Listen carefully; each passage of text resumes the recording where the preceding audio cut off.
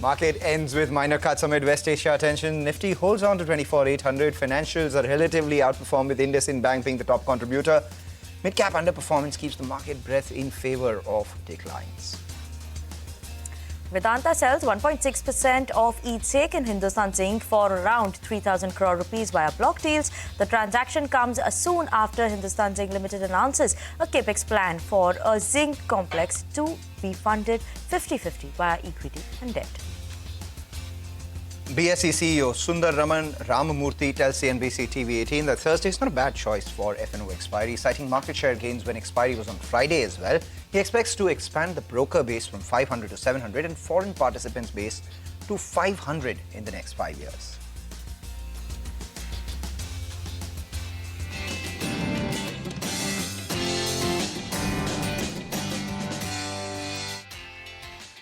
Hello and welcome to Markets Forward, your go-to show where we aim to get you all the key data points to gear up for the next trading session. I'm Vinny Motiwala and with me is my colleague Mangalam Malu. Mangalam, an interesting day coming in. Yesterday also we spoke about some range. Today also seems like the range is just lowered and again moved in that pattern as well. We're in that range. At the start today, the GIFT Nifty was implying a 37-point downtick. That's exactly what happened yesterday as well. Today, the good part, however, was even though the Nifty was in a range, it wasn't as bad as we saw in yesterday's trading session. And also overnight, we saw some weakness come by on Wall Street. Two parts happened. One is that the baton was passed from the underperformer yesterday to the underperformer today, from the outperformer yesterday to the outperformer today. So yesterday, we had the Nifty Bank, which was underperforming, and the IT index, which was outperforming. Today, that flipped. We had the IT index, which was underperforming, and the Nifty Bank actually was mildly higher in today's trading session. What was also interesting and similar to yesterday was we started with more stocks advancing than the number of stocks which were declining. Sometime during the middle of the day, those two lines intersected, and by the end of it all, we had way more stocks declining than the number of stocks which are advancing. So, that's an important data point that we need to keep on our radar. The other part is that the 20-day moving average. Now, that seems like a bit of a fulcrum for both the Nifty as well as the Nifty Bank. The Nifty Bank managed to close in the green, managed to close mildly above the 20-day moving average. The Nifty, however, is just about 20-30 points below the 20-day moving average. So those are a couple of levels that we'll be watching out for going tomorrow as well. All important FOMC meet outcome is something that we will be tracking. Absolutely. It's going to be key to watch out for in terms of the trading session that we have as well. Just a couple of sectors that I would like to highlight. Autos today, that was the one which managed to hold on to the green today. So that is something to watch out for. Top sector there, while PSEs, that didn't do well. So public sector side of entities was something that was missing in terms of the green there. So we saw all of that in terms of PSEs that were under pressure. But on that note, let's take you through the lineup that we have in store for you all today. We'll start with the top movers and shakers of the day with Hormaz and then move on to the important stocks, Hindustan Zinc, which slid after a large block deal, and then move on to IndusInd Bank and Avenue Supermart that gained in a trade today. We'll give you all those reasons as well why they were in focus. Last but not the least, we'll delve into the key market events to watch out for in tomorrow's trading session. But on that note, first up, let's start with the first segment of the day and go across to Hormaz, who's joining us from the big wall to take us through the top movers and shakers. Hormaz. As the index continued to sulk for yet another day, it was the broader markets that were in the thick of things. But of course, there were stocks that kept the Nifty gains or any potential recovery in check, and it was the index heavyweights that did so. Look at ICICI Bank, look at TCS, HUL, Infosys, L&T. All of them among the top contributors on the downside in today's session. The newsmakers, there were plenty of them. All eyes were on BSE this morning, and after the pre-open fall that it had of around 5.5%, a smart recovery seen from the lows, ending just 1% lower. Vedanta, of course, the dividend that it announced and the stake that it sold in Hindustan Zinc, which ended 7% lower. MobiKwik, of course, 9.5% lower, shareholder lock-in ending today and now heading towards its post-listing low as well. And Zydus Wellness, after positive mutual fund buying coming in there in that stock, 5.5% higher on that stock as well. A lot of brokerage commentary that came in. IndusInd Bank, of course, after an upgrade after a very long time, 5% higher on that stock. Bandhan Bank, CLSA reiterating its high conviction outperform. Avenue Supermarts as well having a good day. IGI extending its losses from yesterday's Kotak note, and Trent also doing well on the back of its annual report and subsequent analyst commentary. Stocks that ended at a 52-week high in a market like this, included the names like PSP Projects that ended at a 52-week high. Axis Gates too was at a 52-week high in today's session. Steel Strips Wheels, AU Small Finance Bank, a lot of these small private financials did well today, and Lumax too ending higher at a 52-week high. And lastly, some of the other movers in the broader markets, and most of them saw double-digit moves. Look at Electronic Smart, 18% higher there. Veranda Learnings another 9%. Orient Cement was down 17%, and Subros seeing some profit booking in today's session. Back to you guys. All right, we take that point, Hormaz. Thanks a lot for that. All those stocks which were moving around in today's trading session, some with volumes backing them as well. But let's welcome our guests today. We do have Mayuresh Joshi joining in from MarketSmith India. We also have Shrikant, Chouhan, the AVP at Kotak Securities. Thanks a lot, gentlemen, for joining in. Shrikant, let's ask you, we've been in this range for such a long while. What would it take for us to break out or break down from this range, and which side is your inclination towards? Afternoon, Mangalam, Vinny and Mayuresh. Mangalam, like market is not going anywhere. It is in the range only, and it has spent a lot of time. While looking at the entire setup of the market, I am of the view that it's not easy for the market to cross the level of 25,200 only on the basis of domestic reasons. We need something which is like really concrete and very strong in terms of, let's say, news from the global markets. That can only lift the market beyond 25,200. In the absence of that, I am of the view that the market can again come back to the levels of maybe 24,500 or even 24,200, where the market has left the gap. So till the market is in the complex corrective pattern, we need to be more and more stock specific and sector specific instead of taking any broad view on the market. Okay, that's a view coming in there on the markets. Mayuresh, I just want to talk about a couple of names today that were in focus, right? The retail side, whether you look at Avenue Supermart Trend. Spencer Retail also seems like some agency reports were coming in terms of some growth story. So that was also buzzing. Anything that you're looking at in terms of the consumption story, retail side specifically?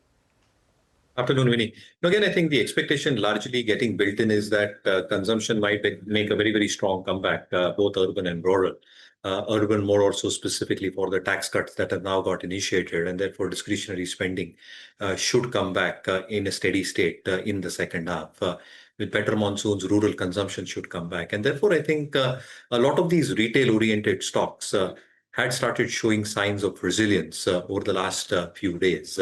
Having said that, I think the expectations in terms of revenue per square feet for stocks like a DMart, as an example, for stocks like Star Bazaar within Trend, I think are expected to be a tad bit better compared to what FY25 was.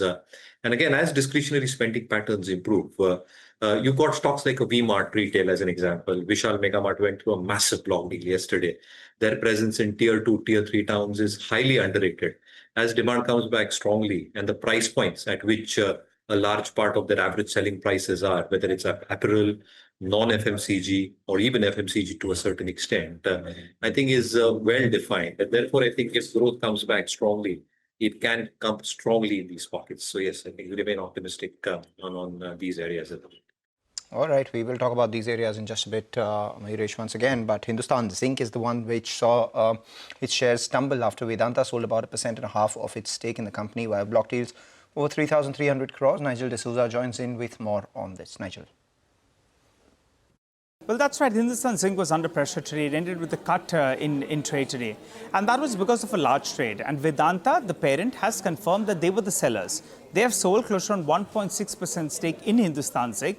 They've raised close to 3,000 crores. And the management says that this is in line with their strategic focus, that every business will be treated differently, and they continue to delever the balance sheet as well. So that was the big headline today. And keep in mind, Vedanta has sold stake in Hindustan Zinc just a day after Hindustan Zinc had given out their big capex guidance of around 12,000 crores. They're looking at adding capacity, particularly on the zinc side, and some part on the silver side as well. This is phase one, and phase one will incur close to 12,000 crores of capex. This goes on over the next 3 years or so, and it'll be a mix of internal accruals as well as on debt. Vedanta, well, they in turn have gone ahead and declared a dividend of close to around 7 rupees per share. And this is the pass-through of the dividend that they received from Hindustan Zinc. Now, in addition to this, the street is optimistic that Vedanta will continue to pay out higher dividends. Phillip Capital, for one, they have gone ahead and they have factored in 35 rupees of dividend in this fiscal year itself. And there is some hope because now they've raised some money via the proceeds they'll be getting from Hindustan Zinc. which amounts to around 3,000 crores, and some part of that could get passed through as well. So that's why, in fact, the street continues to, harp on the fact that Vedanta could continue to pay out some more dividends. So both these two stocks in focus. Hindustan Zinc under pressure because Vedanta sold, some stake out there, and Vedanta because in the days to come or in the months to come, we could hear in that further dividend payouts coming in from Vedanta Limited. Thank you so much for that, Nigel. In fact, earlier on in the day, we spoke to Arun Misra, who's the CEO at Hindustan Zinc, and he says that the capex for a complete mining to smelting plant is in the line with global benchmarks and adds within 2-3 months, it will be able to make the capex announcement. Listen in. This capacity is not just a smelter. This capacity includes, your another roaster, melting casting, fumer. No, earlier days we never used to build smelter with a fumer. Now we have taken fumer from the very beginning, and along with, of course, leaching, purification, cell house. At the same time, we'll put up a mill for processing of ore, and then, of course, mining expansion. So altogether, 12,000 crores for creating this capacity from mine to smelting, and 250,000 tons of metal. It's a good money, and to us, it's a benchmark capex that we are proposing. In a manner of 2 to 3 months, we will make entire announcement for 2 million ton project expansion. Date we will decide depending upon how we are progressing. See, roughly in my calculation, we do about 10,000 crores of PAT year on year. If we do that for 3 years to 4 years, it's about 40,000 crores we are talking about. So we shouldn't be there, and this will be also spent over about 4 years. So we have enough of internal accrual power to fund the project, but also we will have to take care of strategic interests as well. So we will take some amount of debt, maybe up till about 40 to 50% of the project cost. All right, so that's about Hind Zinc. Let's talk about the top gainer on the Nifty today, and this after a very long time. In fact, it's seen a big cash from the top. That's IndusInd Bank. The shares rallied today, up nearly 5% after there was a brokerage note that turned positive. Hormaz joins in with the details of that one. Hormaz, after a big fall, someone seeing value in IndusInd Bank. Someone seeing a value indeed, and it is Nomura that is finding some value here. The stock, of course, recovering from its 52-week low, which is around 600 rupees, and continuing that recovery. Nomura upgraded the stock today to a buy recommendation from its earlier rating on neutral. They raised their target by almost 50% as well to 1,050 from 700 rupees earlier. They mentioned the fact that IndusInd Bank is taking steps to address all of its legacy issues, and as a result of which the return on asset, the ROA, is likely to improve to 1% by FY27, and all of these steps that it is taking is giving the message that the bank wants to start FY26 on a clean slate. And the other big trigger that Nomura has highlighted is the fact that in case RBI does give its approval to the promoters to increase their stake in the lender, that will allay a lot of the concerns on the street as well. Additionally, the price at which it currently trades at 0.9 times 1 year forward price to book is an inexpensive valuation, is an attractive valuation. And based on all of these factors, Nomura has gone ahead and upgraded IndusInd Bank to a buy after a slew of a bad negative news flow. Some positivity coming in for IndusInd Bank, the top gainer on the Nifty today. All right, take that point. Thanks a lot, Hormaz, for that. Mayuresh, IndusInd Bank, would you fancy a chance here after a big fall? No, I'll still bide my time, Mangalo. Obviously, I think it seems that the worst is over, because in terms of the recognition and the provisioning that was needed on the balance sheet, I think a large part of that has got cleaned out. Obviously, there is expectations to be a management change, which should happen over the next few weeks. Which name comes up? And if there is an interesting name which comes up, I think the street will be highly enthused with that. But I think it's going to take at least a couple of quarters, 3 quarters, for the repair work to start happening on the balance sheet, as far as both the trust factor is concerned and as far as core numbers are concerned. Valuations are absolutely inexpensive as we speak. But in my sense, I think it's better to wait for a quarter, look out for numbers, see what changes are happening at the management level, and then probably take a go. Okay, surely wait out for a bit before you actually get into IndusInd Bank. That's what you're saying. But, Shrikant, on the technicals, is that a similar story, or do you think now is the time to start adding some bit of IndusInd Bank? Yeah, Vinny, based on technicals also, if we go through with its daily and weekly pattern, one thing is very clear, that the intensity of selling is completely over. It is whenever there is a fall in the stock and market, we see very nominal sort of activity in the stock. But whenever there is a recovery or specific buying interest in any bank sector, or any bank, then in that case, we see good amount of attraction in this particular stock. And now it is very close to its multi-resistance of last 2 months. So close to 855, 860, the stock is having strong resistance. And if it crosses that, then we may see the levels of 1000 where the stock is having resistance of 200 days simple moving average. So the ideal strategy should be to look for adding position if there is any correction in the stock, but with a very short term view, not with a very long term view, because the overall pattern of the stock is still showing a lot of weakness. But because of the extended sell off, we are seeing some recovery in the stock. All right, we take that point, Shrikant. Thanks a lot for that. Meanwhile, we have Avenue Supermarts, which did well after a long time as well. The stock's been an underperformer for a while. The reason today the stock saw some up move was largely because of one. Yesterday, they informed the exchanges that they have started a new store in Ratan Mall in Agra. Now, why is this important? Because it's their first foray in Uttar Pradesh ex-NCR. Yes, they have presence in Noida and Ghaziabad, etc. But it's the first foray that they've made in the largest state of India when it comes to population. And this implies an increase in TAM for them as well. And it's the first foray into a new state in 8 years. The last time they did that was in 2017 in Punjab itself. Since then, there has been, this entire cycle of post-COVID, quick commerce, their core market's not doing too well, them not expanding stores at the pace that they used to earlier. And now that's the key trigger for them. Given their cluster-based expansion strategy, is the street expecting increased pace of store expansion in Uttar Pradesh, improvement in their product mix, which would improve their gross margins, and in the core markets, in the metros, are they expanding DMart ready enough to battle the competition that is coming from quick commerce or not, is what the street is betting on. DMart, valuation-wise, not particularly cheap, but has been an underperformer for a while.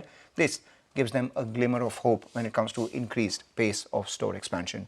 Mayuresh, we were talking about retailers earlier in the show. Do you think DMart fancies a chance right now?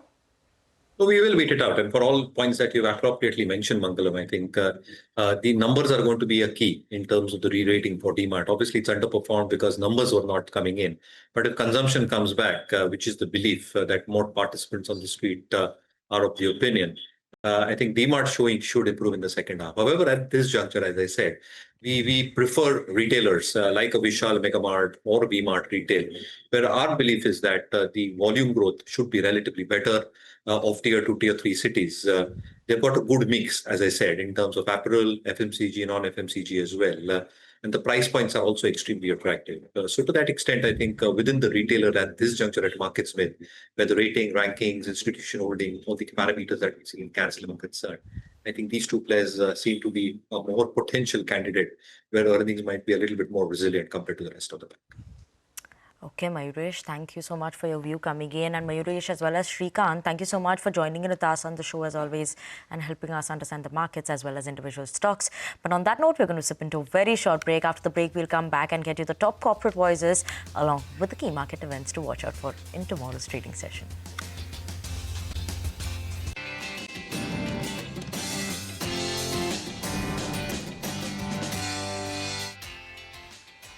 Welcome back to Markets Forward on CNBC-TV18. Now let's go across to the key corporate voices for the day. And first up, we had BSE.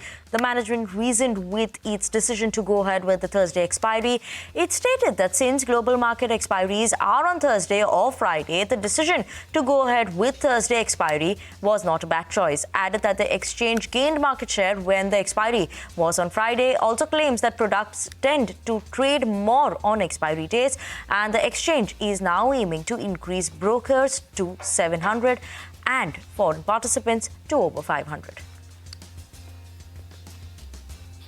We also spoke with the management of Punjab National Bank. The management does not expect challenges in the liability side, adds that due to rate cuts, the net interest margin will be impacted in the first 2 quarters. The short-term impact on NIMs would be in the range of 5 to 7 basis points, and then they will improve from the second half of FY26. The lender says recovery for the bank is strong and well on track to achieve the guided range of recovery this year. They're confident of reasonable growth across the system and guides for credit growth to be around 12% for this financial year.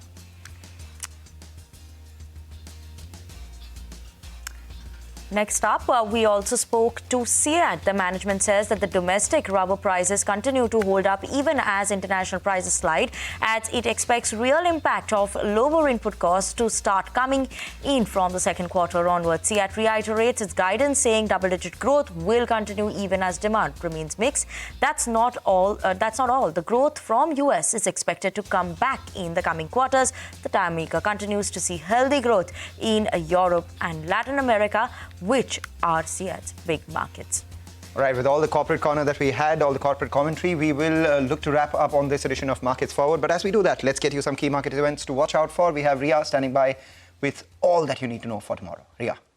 Well, yes, big day on the global economic calendar. In the UK, all eyes on the Bank of England's interest rate decision, while over in Europe, ECB President Lagarde is set to speak in Kyiv tomorrow. In the US, it's a major Fed day, interest rate decision, FOMC economic projections, as well as a press conference by the Fed Chair Powell is what we'll be watching out for. But remember, it is Juneteenth, so the US financial markets will remain closed tomorrow. Back home in India, we've got Infibeam Avenues, Nexus Select Trust, as well as Thirumalai Chemicals, which will be holding board meetings tomorrow to consider fundraising proposals. On the corporate front, Siemens Energy will debut on the bourses tomorrow. Britannia Industries is holding an investor meet, and IFL Enterprises opens its rights issue for shareholders. And finally, Commerce Minister Piyush Goyal begins his official visit to the United Kingdom today, scheduled for June 18th and 19th. All right, take that point, Ria. Thank you so much for that. With that, we are out of time on this edition of Markets Forward. Thank you so much for watching. You stayed into CNBC TV 18. More news and updates on the other side.